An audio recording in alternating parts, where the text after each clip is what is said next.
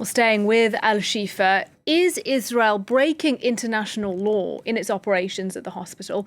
And what about Hamas? To discuss, I'm very pleased to be joined now by Rosa Friedman. She's a law professor at the University of Reading in the United Kingdom. Very good to have you on the programme. Thank you for joining us. Clearly today, we don't have a full picture of what's happening inside Al-Shifa. And I do want to talk to you about Hamas in a moment. But first of all, based on what you're seeing, does Israel appear to be acting within the framework of international humanitarian law at the hospital? International humanitarian law is very much there saying that you cannot intentionally target civilians within war, that you need to protect them as far as possible. And we know that hospitals and schools and other parts of civilian infrastructure have special protection during times of war.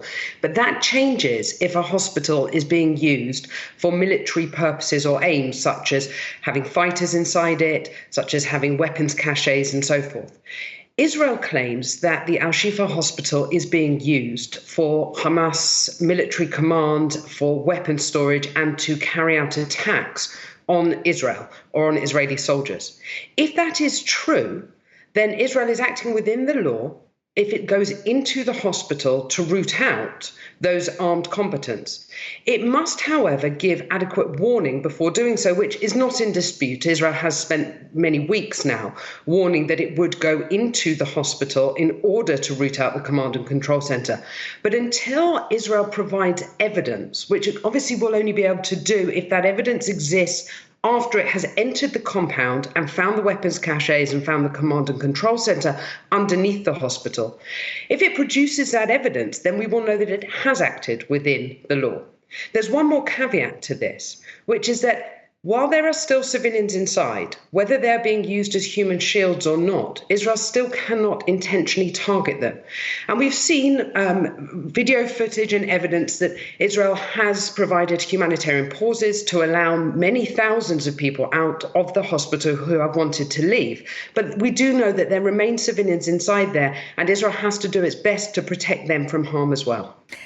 Indeed. And from a legal perspective, I mean, you were very comprehensive there, but in terms of the civilians, whether there are hundreds of them or thousands of them who remain in Al-Shifa, patients who are unable to flee, legally, it is Israel then who is responsible for protecting them. Presumably it's Hamas as well.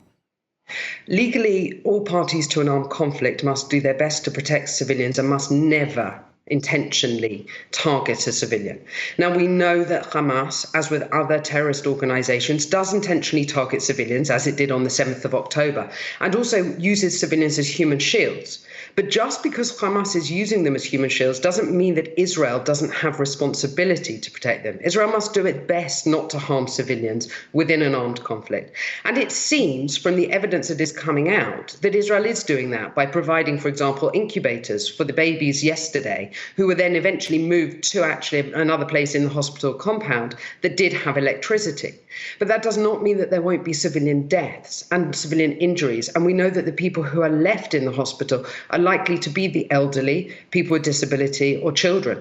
We also know that there may be wounded armed combatants within the hospital complex as well. This makes it an incredibly complex area within which to carry out military activities, and also incredibly complex in terms of the law. And we simply won't know until after Israel has entered the tunnels underneath the hospitals whether there was evidence that there is in fact a command and control center under there. We have seen some video footage about weapons storages nearby, but also we will not know until after Israel enters the compound the extent to which there are civilians inside or the extent to which these are mostly terrorists. I just want to clarify something that you mentioned there. You said the IDF had managed to move some babies into incubators. Based on the information we have, at least here in the newsroom, Israel said yesterday it was coordinating to try and move those babies. But based on our current understanding, that hasn't happened. for the moment. Just to clarify, what I meant was that Israel provided evidence that it had brought incubators into Gaza. And at that point, the doctors and nurses inside Al-Shifa hospital actually moved the babies to a different area within the hospital. They released, Hamas released video footage of the babies being moved by doctors and nurses, and I think one was being held by a small child, actually, into another area of the hospital where there was electricity provided. So I think what we're seeing is that the IDF is trying to provide ways to evacuate or to not harm civilians. But that does not mean that civilians will be perfectly safe within that compound. Of course not, because this is a war. And many of those civilians are being held as human shields in there. Thank you for clarifying that point on the incubators. I appreciate what you're saying, that we still need to wait to see what happens, what evidence will emerge in the coming days and weeks out of Al-Shifa. But when that does, is there a possibility that Israel and or Hamas have committed war crimes at Al-Shifa?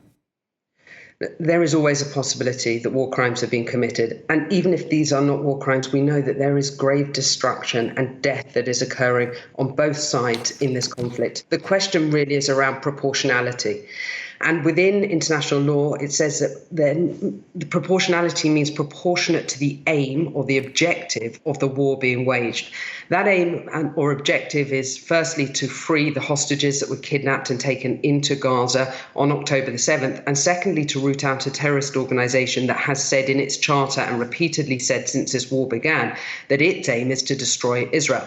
Now, the proportionality principle does not mean that it's okay for civilians to be harmed. And the IDF, which is part of a liberal democratic nation, must uphold the principles of international humanitarian law and must try wherever possible to minimize any harm or suffering of the civilian population.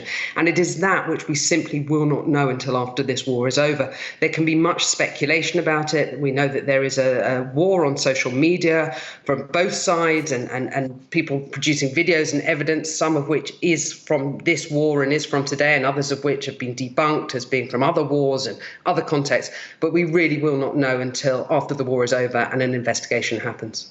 Professor Rosa Friedman, unfortunately we're out of time, but I want to thank you very much indeed for your time and your analysis. Thank you.